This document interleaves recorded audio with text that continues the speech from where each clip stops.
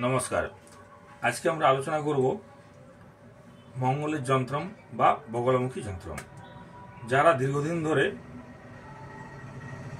মঙ্গলজনিত সমস্যায় ভুগছেন, অর্থাৎ মঙ্গলের খারাপ থাকলে যে সমস্যাগুলো হয়, ঋণ ধারে জড়িয়ে পড়তে পারেন। মঙ্গল খারাপ থাকলে আপনার অ্যাক্সিডেন্ট বা রক্তপাত হতে পারে, বা যারা মাঙ্গলিক আছেন তাদের বিবাহের ক্ষেত্রে বাধা আসে, বা যারা জায়গা জমি কিনতে চাইছেন কোনো রকমভাবে জায়গা জমি কিনতে পারছেন না, সেক্ষেত্রে মঙ্গল খারাপ অবশ্যই আপনি জানবেন।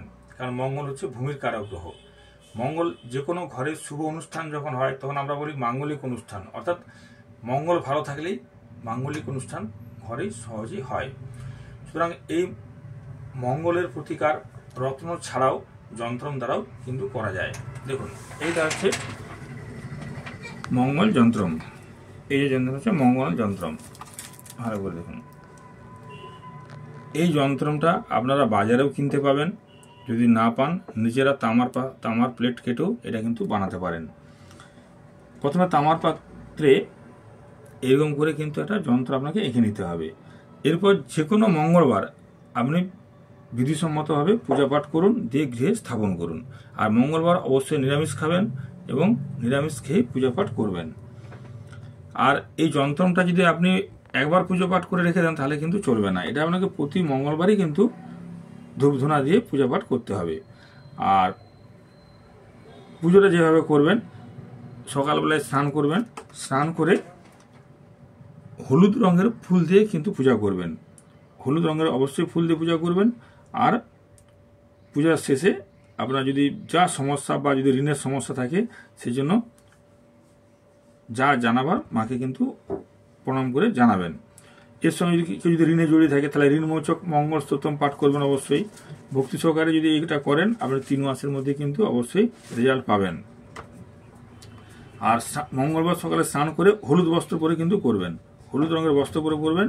আর কাঁচা হলুদ আপনারা চাকা চাকা করে কেটে নেবেন, 108টা কেটে নেবেন, দিয়ে একটা সুতোয় গেঁথে নেবেন। দিয়ে আপনারা দেবদারু ধূপ বা যেটা চন্দনের গন্ধযুক্ত যে ধূপ পাওয়া যায় সেই ধূপ অবশ্যই জ্বালবেন। দিয়ে এই মন্ত্রটা 108 বার, ওই কাঁচা হলুদটা 108টা যে চাকা চাকা করে কেটেছেন, যে মালায় যে গেঁথেছেন, হলুদ সুতো দিয়েই গাঁথবেন। দিয়ে 100টা করে গন্তি করবেন আর এই মন্ত্রটা 108 বার বলবেন প্রতি মঙ্গলবার।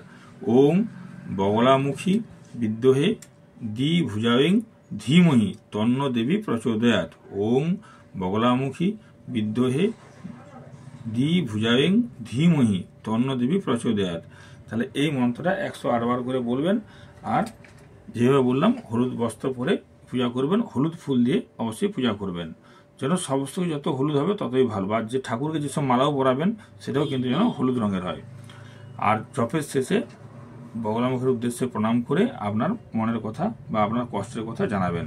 যাদের বিয়ে হচ্ছে না মাঙ্গলিক দোষের কারণে, তাদের কিন্তু বিয়ে তাড়াতাড়ি হবে। যাদের ঋণ শোধ করতে পারছেন না তারা ঋণ শোধ করতে পারবেন। যাদের দেখবেন খুব উগ্রজনা, মাথা গরম সবসময়, হঠাৎ করে রেগে যান, তাদের কিন্তু মঙ্গল খারাপ, তারাও কিন্তু মঙ্গলের পূজা পাঠ করলে উপকার অবশ্যই পাবেন।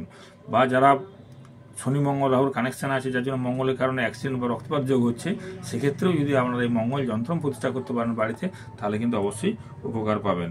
3 মাস করলে আপনি অবশ্যই সেই বিপদ থেকে মুক্তি পাবেন। এটা একদম নির্দিষ্ট কিন্তু। এই জন্য এইভাবে সমস্যার সমাধান করতে পারেন স্টোন ছাড়াও।